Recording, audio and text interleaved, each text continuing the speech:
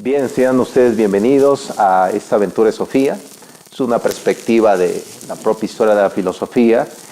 En el programa anterior vimos el concepto del mito versus logos. El mito, rápidamente comentando como lo comenté en la sesión pasada, hablaba un poco sobre el origen de las cosas. ¿Por qué? ¿De dónde vienen las cosas? La naturaleza, el fuego, los volcanes. Se asociaba con los dioses.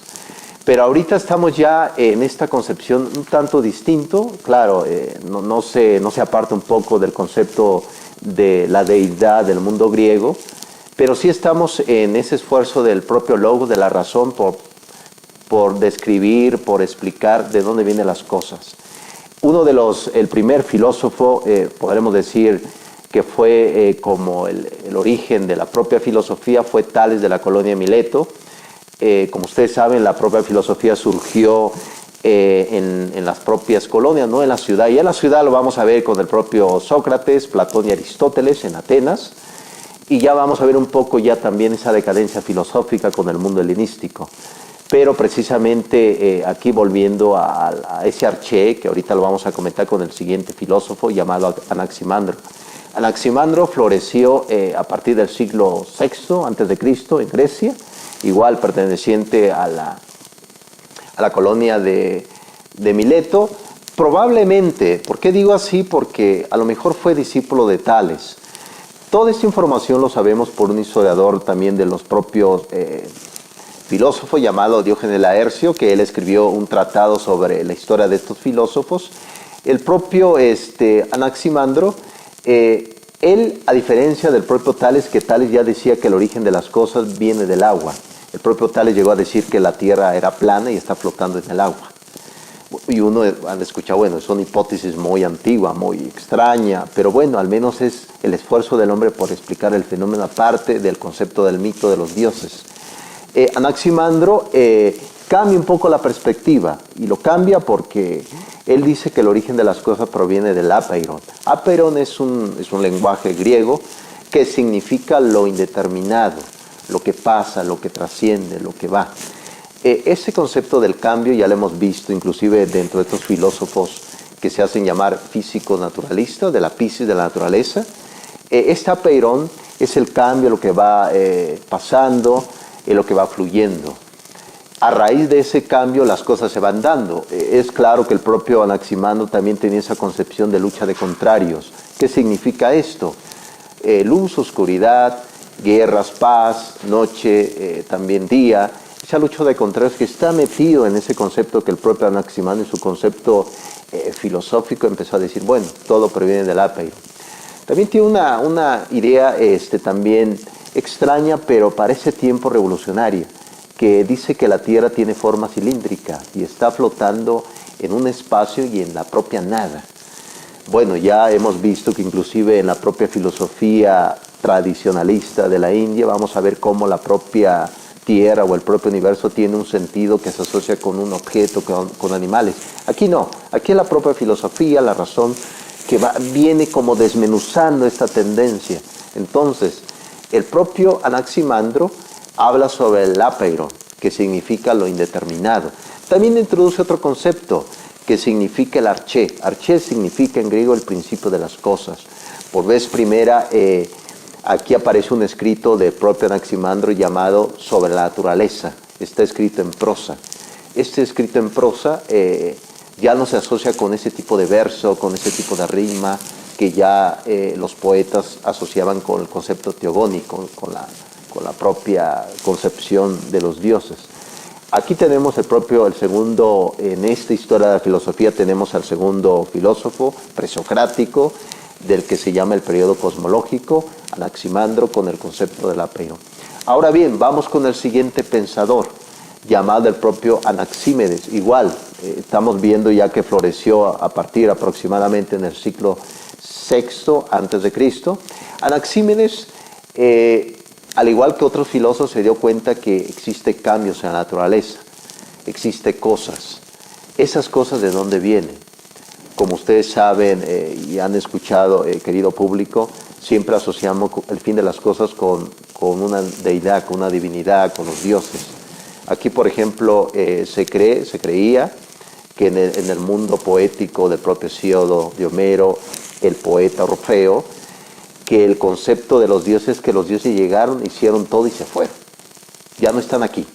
Pero aquí, en este concepto de la propia filosofía del logo, de Tales, del propio Anaximandro, es que ese Dios está presente en la naturaleza, está presente en los cambios. Uno es el agua, claro, se asocia con esa deidad, el Aperón se asocia también con esa deidad. Viene el propio Anaxímedes, que también tiene otro tratado sobre la naturaleza, y él dice que el origen de todo proviene del aire. Y de igual forma habla sobre un concepto del planeta, que no es redondo, que está en el espacio, que está levantado por el aire. Y ese aire, como comenta el propio Anaxímedes, le da sentido a las cosas, le da movimiento, le da el cambio. Dice, bueno, alguien ha muerto, alguien ha vivido, esa lucha de contrarios que siempre lo vemos en la vida y que influye mucho. Ese es el tercer filósofo llamado presocrático en la etapa de la propia filosofía del cosmos, es decir, la interpretación de la naturaleza.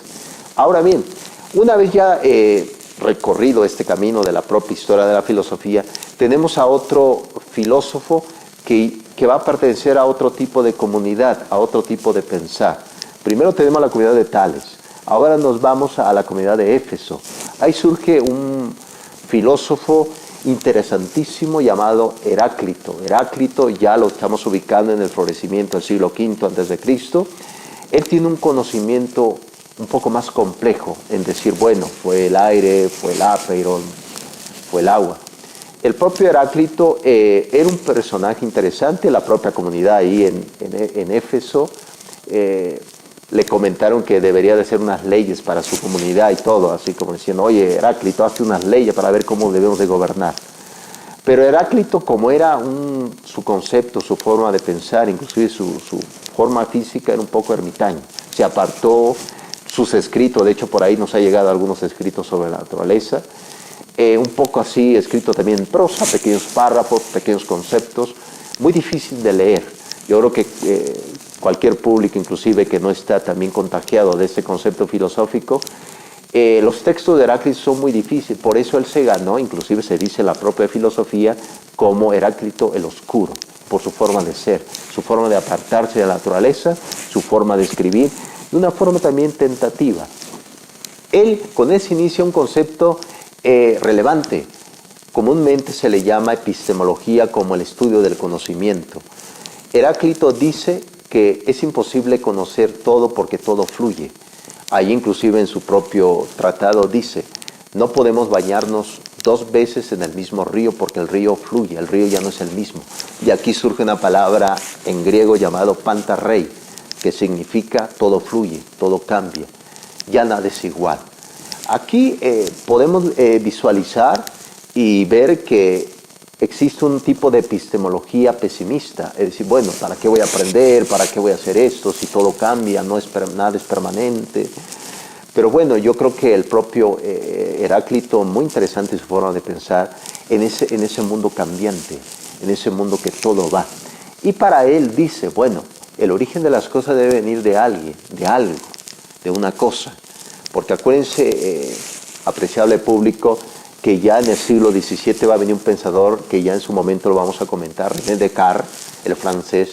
Él dijo que la duda o la verdad, como se dice en latín veritas, verdad, el que está descubierto, proviene de la razón, dijo René Descartes. Aquí, en este mundo presocrático, la verdad proviene del objeto, de las cosas del mundo.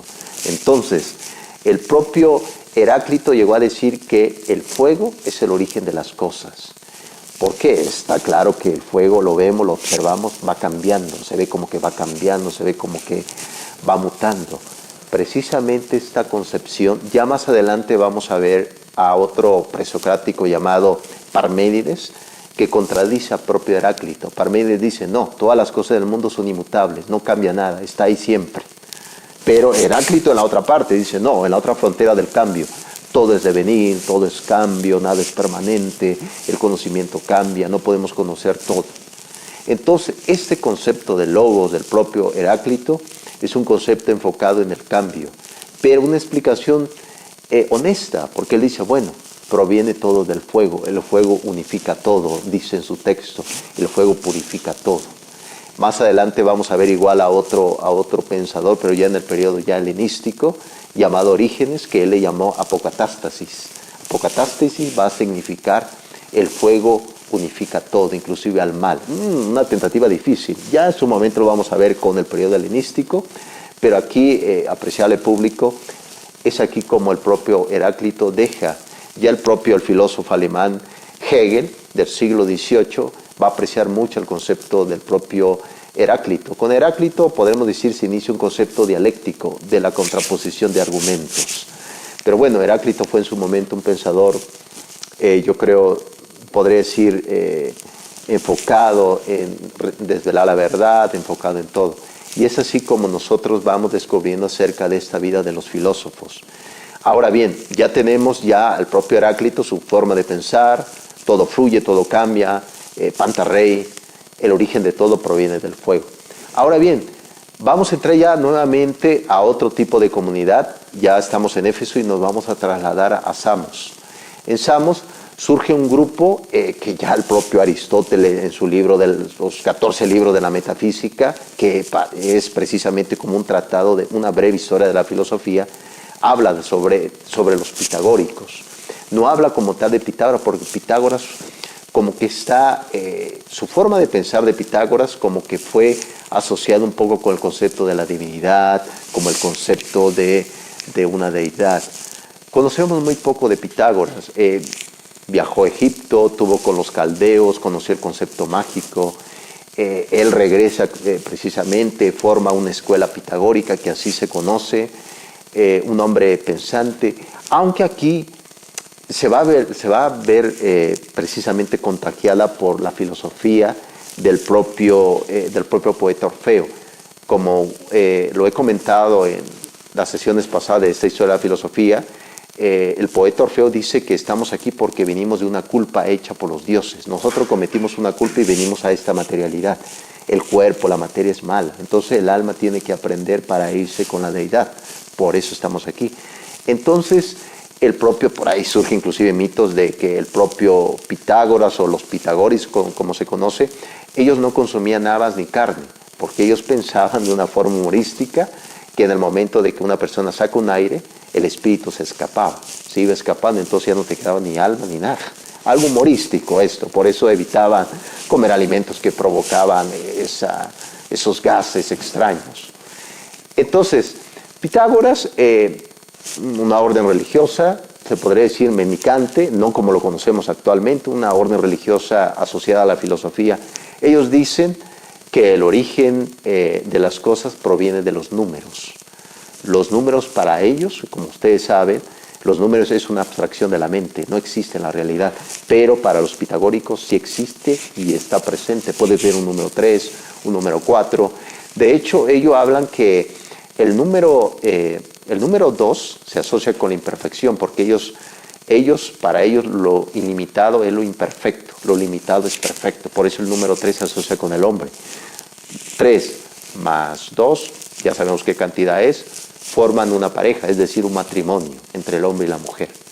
Entonces, es así como el propio Pitágoras nos da a entender algo interesante. Bueno, los números están presentes en todo y ellos a través de los números ya inclusive tienen por ahí aportaciones al aspecto de la matemática, el teorema de Pitágoras, a raíz del concepto de los números.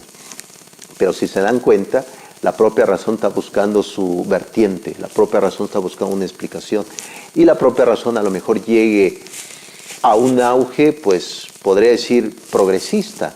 Ya en su momento vamos a hablar sobre la filosofía española del siglo XX, vamos a ver también un poco de la filosofía náhuatl aquí en México y pues los invito a seguir, que me acompañen en esta tertulia de la propia historia de la filosofía.